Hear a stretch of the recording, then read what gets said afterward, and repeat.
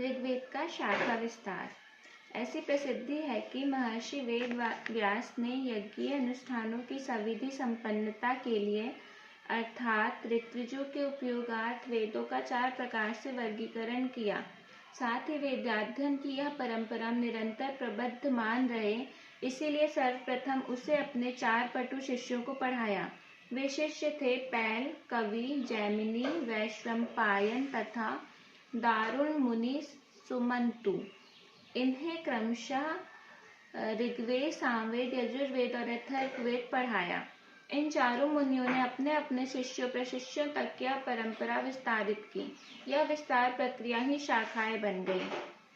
चातुर्होत्रम कर्म शुद्धम प्रजानाम वीक्ष वैदिकम व्यधधार्त्यज्ञ संत्यत्ये वेदमेकं चतुर्विधम्। ऋग्यजु सामाथर्व्याख्या वेदाश्चत्वार उद्धता तत्र गर्वेदधर पैला सामगो जैमिनी कवि वैशंपायन एवेको निष्णातो यजुषामुत अथर्वांगिरसामासी सुमंतुर्दारुणो मुनिः। तएत ऋषियो वेदं स्वयं स्वयं व्यश्यन्नेकधा शिष्ये प्रशिष्येष्ये वेदास्ते साखिनो अभवन्। चारों वेदों की शाखाओं का जो विस्तार हुआ, उनमें परस्पर कहीं कहीं उच्चारण के विषय में मतभेद रहा और कहीं कहीं मंत्रों के विषय में। इन शाखाओं की संख्या के विषय में भी पर्याप्त मत वैभिन्न पाया जाता है। महाभाष्यकार पतंजलि ने चारों वेदों की शाखाओं का उल्लेख करते हुए लिखा है, चत्वारो वेदाः सांगाः सरहस्या बहुधा भिन्नाः एकशतमर्ध्युशाखाः सहस्रवर्त्मा सामवेद एकविंशतिधा बर्हिषयं नवधार्थर्वणो वेदा। परस्पर शाह्यक अर्थात चारों वेद अंगोपांग सहित अनेक रूपों शाखाओं में विस्तृत हो गए। यजुर्वेद की 101 शाखा, सामवेद की 1000 शाखा, ऋग्वेद की 21 शाखा तथा अथर्ववेद की 9 शाखाएं हैं। चरणव्यूह नामक ग्रंथ में शाखाओं की गणना इससे भिन्न है। महाभाष्यकार द्वारा ऊपर जिन शाखाओं की गणना प्रस्तुत की गई है, आज उनमें से कुछ ही शाखाओं का अस्तित्व प्राप्त होता है। जो प्राप्त भी होती हैं, वे भी समग्र नहीं है।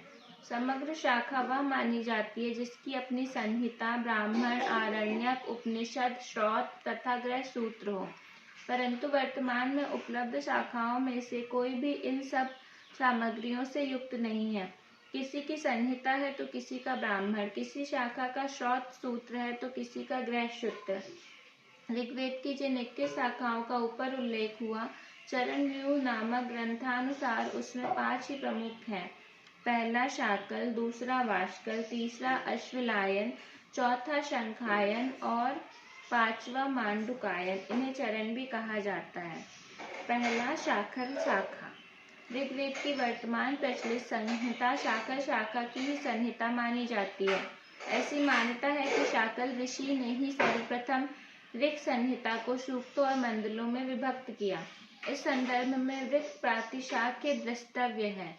ऋचाम समूह ऋग्वेदस्तमभ्यस्य प्रयत्नतः पठिता शाकलेनादो चतुर्भिस्तदनन्तरम्। महाभाष्यकार पतंजलि ने शाकल शाखा का उल्लेख इस प्रकार किया है, शाकल्यस्य संहिता मनु प्रावर्षत्, शाकल्येन सुकृतां संहिता मनु निशम्य देवः प्रावर्षत्। शाकल्य संहिता का पाठ सुनकर मेघ बरसा। कात्यायन सर्वानुक्रमणी के प्रारंभ में भी उल्लेख पाया जाता है, अथ ऋग्वेदाम्नाय शाकलके। ऐसी प्रसिद्धि है कि वेद मित्र शाकल्य के 5 शिष्य हुए।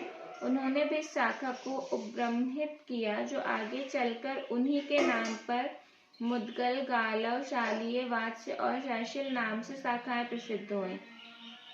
दूसरा वाष्कल शाखा। कात्यायन प्रणीत अनुवाकानुक्रमणी श्लोक 21 से ज्ञात होता है कि प्रथम मंडल के मंत्रों में शाकल्य क्रम मंडल सूक्त मंत्र से वाष्कल क्रम कुछ भिन्न है।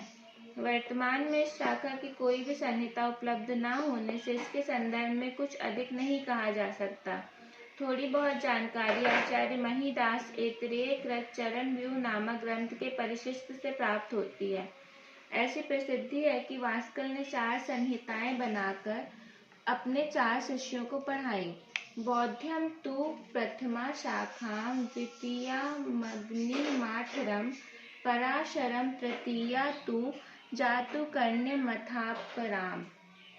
उन चारों शिष्यों ने उसे इस प्रकार विस्तारित किया कि उन्हीं के नाम से शाखाएं प्रसिद्ध हो गई। उनके नाम हैं बौद्ध, अग्निमाठर, पराशर और जातुकर्ण्य। शाकल शाखा की संहिता की तुलना में वाष्कल शाखा की संहिता में 7 सूक्त अधिक पाए जाते हैं। शाकल संहिता में 1117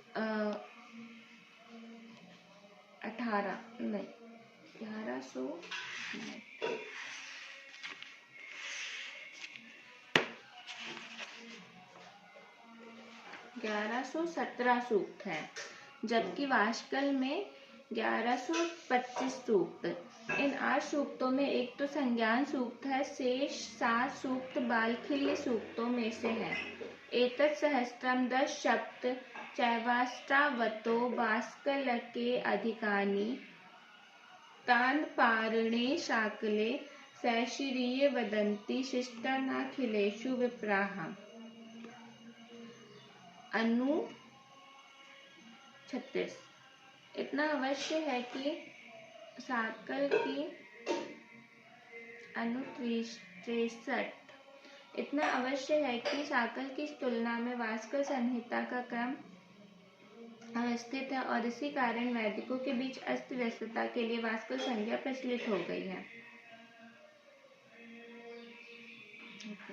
तीसरा, आश्वलायन शाखा। इस शाखा की संहिता ब्राह्मण ग्रंथ में तो आज उपलब्ध नहीं है, केवल श्रौत तथा ग्रह सूत्र ही उपलब्ध है।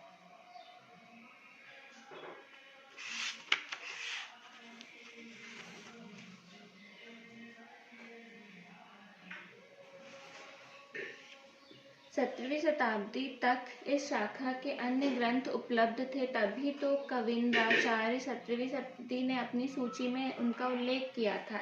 इस शाखा की अन्य उपशाखाओं आदि की जानकारी अभी अज्ञात के गर्भ में विलीन ही है। चौथी, शांखायन शाखा।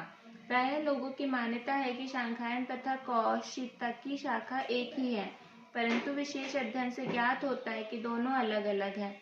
शांखायन शाखा की अपनी कोई संहिता तो नहीं है, परंतु ब्राह्मण और आरण्यक ग्रंथ अवश्य हैं जो प्रकाशित भी हो चुके हैं। इस शाखा की 3 अन्य शाखाएं भी हैं, कौशितकी, महाकौशितकी और सांभव्य, किंतु इन सब के विषय में अधिक जानकारी उपलब्ध नहीं होती। थोड़ी बहुत ही जानकारी मिल पाती है, वह भी अन्यान्य ग्रंथों आदि में उल्लेख के आधार पर। 5वीं, मांडुकायन शाखा। इस शाखा के संदर्भ में भी कुछ ज्ञात नहीं हो पाता। पहले इस शाखा से संबद्ध कुछ साहित्य उपलब्ध भी था, अब वह भी उपलब्ध नहीं है।